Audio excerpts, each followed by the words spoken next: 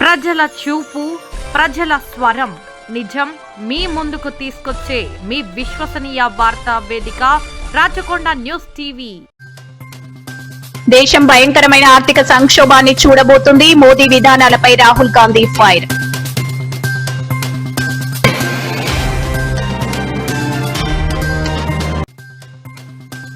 వచ్చే ఎన్నికల్లో భూమా మౌనిక పోటీ. భార్య పొలిటికల్ ఎంట్రీపై క్లారిటీ ఇచ్చిన మంచు మనోజ్.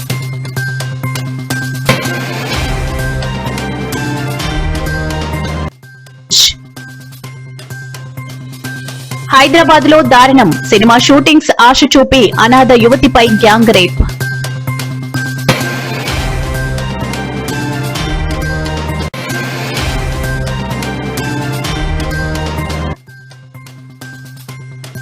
జగన్ ను కలిసిన దివ్యాంగుల పీహెచ్డీలున్న ఉద్యోగాలు లేవు అని ఆవేదన.